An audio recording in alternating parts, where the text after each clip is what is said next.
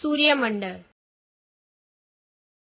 મિત્રો, બ્રહ્માંડની આ સફરમાં હવે આપણે વાત કરીશું આપણા સૂર્યમંડળ વિશેની।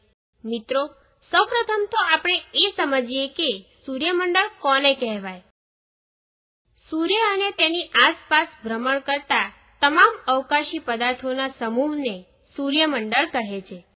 જે અવકાશી પદાર્થો સૂર્ય ફરતે તેના ગુરુત્વાકર્ષણના પ્રભાવ નીચે ભ્રમણ કરે છે તે બધા જ સૂર્યમંડળના સભ્યો ગણાય છે। આપણે જાણીએ છીએ કે આપણો સૂર્ય પણ એક તારો છે અને તમને જાણીને નવાઈ લાગશે કે આપણો આ સૂર્ય એકલો નથી, પરંતુ તે પોતાની સાથે પોતાનું મોટું કુટુંબ ધરાવે છે।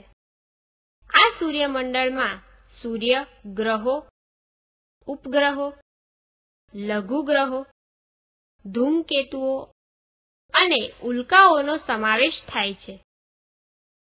આ અવકાશી પદાર્થો સૂર્યના ગુરુત્વાકર્ષણ બળની અસર હેઠળ સૂર્યની આસપાસ ફરે છે। ટૂંકમાં સૂર્ય અને તેની આસપાસ ભ્રમણ કરતા ગ્રહો, ગ્રહોની આસપાસ ભ્રમણ કરતા તેમના ઉપગ્રહો, લઘુગ્રહો, ધૂમકેતુઓ અને ઉલ્કાઓ જેવા અવકાશી પદાર્થોના સમગ્ર પરિવારને સૂર્યમંડળ કહે છે। સૂર્યમંડળની ઉત્પત્તિ વિશે એમ માનવામાં આવે છે કે તે આશરે 4.5 × 10⁹ વર્ષ પહેલા જ થઈ હશે। સૂર્યમંડળ એ આકાશગંગાનો એક ભાગ છે। મિત્રો, સૂર્યમંડળના નિર્માણની સચોટ માહિતી આપણને મળી નથી, પરંતુ હા, એ એક હકીકત છે કે તે ઉર્જા અને દ્રવ્ય એમ બે ઘટકોનું બનેલું છે। એક અંદાજ મુજબ એવું કહી શકાય કે સૂર્યમંડળની ઉત્પત્તિ પણ મહાવિસ્ફોટના પરિણામ સ્વરૂપે જ હશે। આ મહાવિસ્ફોટને લીધે દૂર ધકેલાઈ ગયેલા દ્રવ્ય તથા ઉર્જાનું બનેલું તથા હજારો પ્રકાશ વર્ષ જેટલો વ્યાપ ધરાવતું વિશાળકાય વાદળ કે જે સમય જતા ઘટ્ટ વાદળમાં ફેરવાયું હશે। આ ઘટ્ટ વાદળના સંકોચાવાથી તેના કેન્દ્રમાં સૂર્યની ઉત્પત્તિની શરૂઆત થઈ હશે અને તેને આપણે આદિ સૂર્ય તરીકે ઓળખીએ છીએ।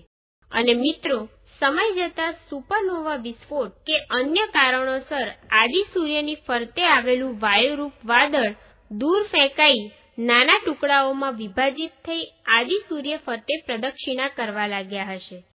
આ પદાર્થોની અનિયમિત ભ્રમણકક્ષાઓ તથા અસ્થિર ગુરુત્વાકર્ષણ બળને લીધે તેઓ અંદરોઅંદર સતત અથડાયા કરતા હશે અને તેમની અથડામણ દરમિયાન તેઓ તૂટતા અને પછી જોડાઈને મોટા ખડકો બન્યા હશે એવું માની શકાય।